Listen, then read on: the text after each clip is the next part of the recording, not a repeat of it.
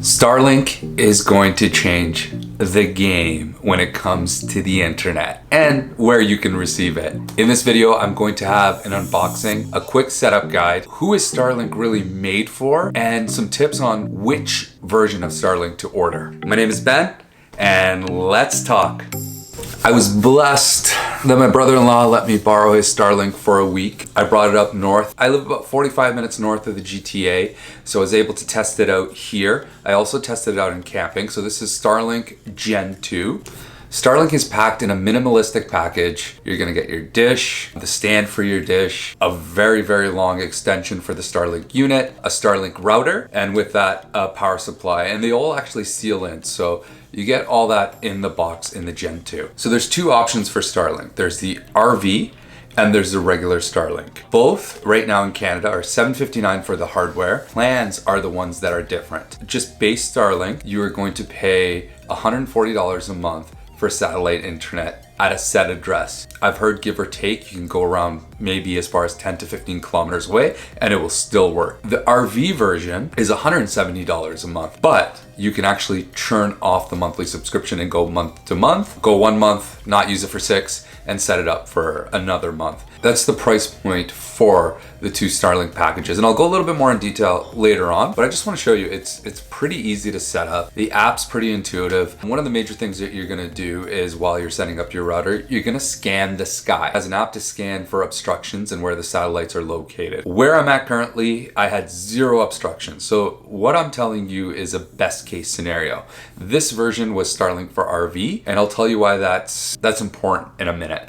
So I go through the setup guide, I set up the internet, and within about an hour, I had Starlink up and running. In this perfect scenario where I have it with no obstructions, the Starlink dish adjusts itself and I can get anywhere between 30 to almost 150 megabytes per second. And that's perfect for all your use cases. The average 4K stream, you'd want about 20 megabytes, right? So you can do everything that you would want with it. No dropouts, anything like that. But again, perfect scenario, no obstructions, no trees. It was perfect for multiple devices. I had absolutely no issues with the device at all. It was beautiful, it set up quickly, and within the hour I actually had a connection. Actually, I would say within 20 minutes I had a lower connection. Within the hour I had over 100 megabytes per second. So about 45 minutes north of the GTA, I was able to have those connections. There is a little bit of an issue. I will tell you, I went camping with my family, and anybody that's been camping knows that you back your RV into a site, there is a lot more obstructions. Almost all sites have trees around them. So what ended up happening there is we did get pretty solid connections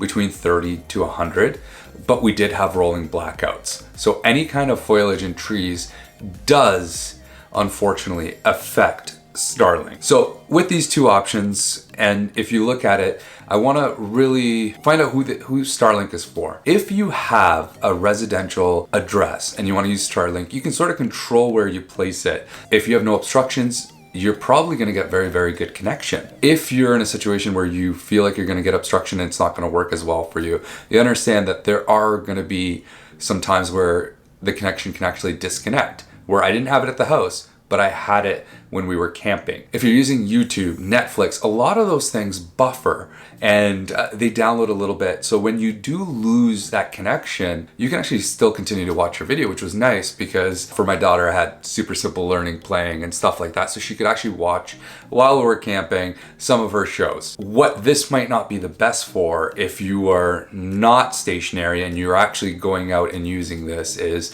if you're gonna rely on it for things that need instantaneous connection and instantaneous responses.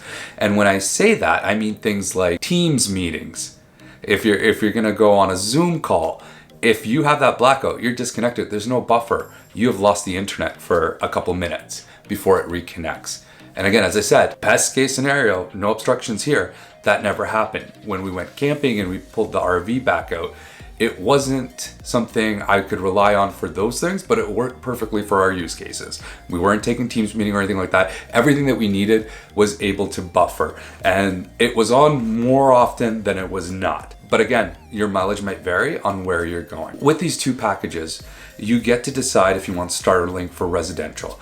One of the benefits for Starlink for residential is it's cheaper. You can also get a portability feature where you pay, it's an option, you pay 30 bucks, you install it via the app for the month that you want it. So it works up to 170 bucks, the same that you would be paying for Starlink for RV. But then why would you go for Starlink for RV, right?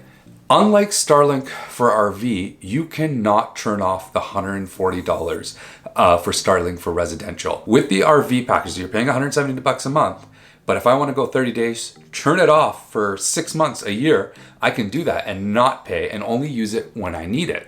So if you're somebody who's gonna travel with your Starlink, like my family does, it might be beneficial to pay the extra 30 bucks a month, knowing that you're using it for portability anyways. It's not set to a residential address. You can take it anywhere you want, because as I said, if you get it for a home address, you will be locked to about a 10-15 kilometer radius, maybe less, to that home address that you have where Starlink will stop to work. If you want your internet and you need satellite internet to replace your whole home internet, yeah, get Starlink. Pay the 140 bucks monthly throughout, and when you want to travel, pay the extra 30, and it'll work like the RV. If you're only using it for travel, pay the $170 a month and be okay with that, because knowing that if I only need it for the 30 days, the whole year, that's all I'm paying is for that 1 month, or the 1 or 2 months that I go travel, that I will need, or I go camp, that I will need an internet connection. There's also one thing that I don't think is as prevalent, but if you have a static address and you're paying for that home address Starlink does state that they're always going to prioritize those connections before they prioritize the connections for, you know, the portability add-on or the RV. So if a bunch of people show up with RVs and they start using Starlink, the priority to the connection will go to the person whose house is there, if they're near a house, before it would go to us. Now, Starlink isn't that prevalent that I think that's an issue today, so I can't really speak to that fact, but it's something to know about, right? But it's awesome knowing that you can go anywhere, especially with the RV package. You can go anywhere and have an internet connection, and you can be a digital nomad. You can do anything you want. You can edit a video and upload it on YouTube with Starlink, right? Which is really, really cool. The future is super bright. I don't know, I believe it's in the States, T-Mobile. Elon Musk just went on stage with T-Mobile and they announced that, satellite cell phones are coming with Starlink. The new iPhone 14 has satellite connectivity, so you can actually, send an SOS. If anybody's been camping, I know they're off the grid. It'd be nice to know that in case of emergency, you can have those options. So the future is super, super bright for Starlink, and they're putting tens of thousands of satellites. I don't know if it's monthly or yearly, but there's always more satellites going up. So the connection's gonna get just better. It's gonna get better every year. And this is a product that's gonna grow and change people's lives. So, our problem might be a first world issue. Camping, we want our connections, we want our TVs, we want everything like that, right? But it's gonna be nice to see where Starlink can be utilized in different countries that don't have internet. So it's gonna bring the world even closer together than it has been in the digital age in the last 10, 15, 20 years. So it's exciting to see how this grows. And I'd really like to see what Elon Musk does with this next, right? So I just wanna explain one little hack if you're struggling to purchase Starlink, because right now, if you do get Starlink for residential, one of the issues that you're gonna have is once you type in your address, it might not be available to you.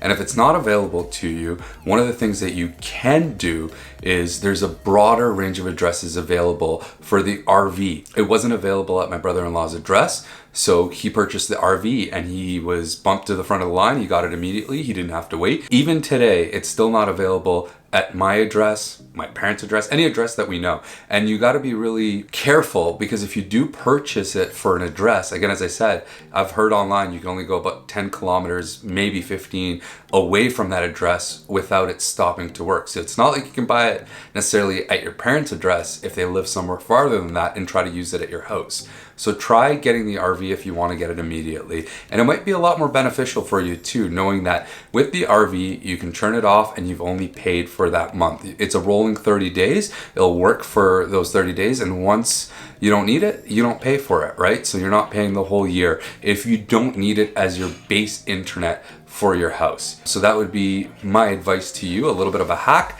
to be able to get Starlink to date. With that, you will also be able to travel with it. So you can take it other places and not worry about where you're connecting your Starlink to be able to use your own wireless internet. I do recommend it if you're camping. It is awesome. If it's something you can afford, it'll elevate your glamping lifestyle. I will be doing a couple more tests with my brother-in-law. We will probably do a long-term test and see maybe next year this Gen 2 Starlink will be a lot better. And actually, I shouldn't even say maybe, it will be a lot better. The more satellites they put out, and when they start using it for phones, the iPhone 14 now has satellite connectivity possibilities. It's just gonna get better and better. So if you like this video, I would really appreciate if you can subscribe, or as they say, smash the like button. I'll have different videos coming out. I love tech, I love to share it with you, and I appreciate every single one of you. So thank you for watching. This is Ben Talks, and take care.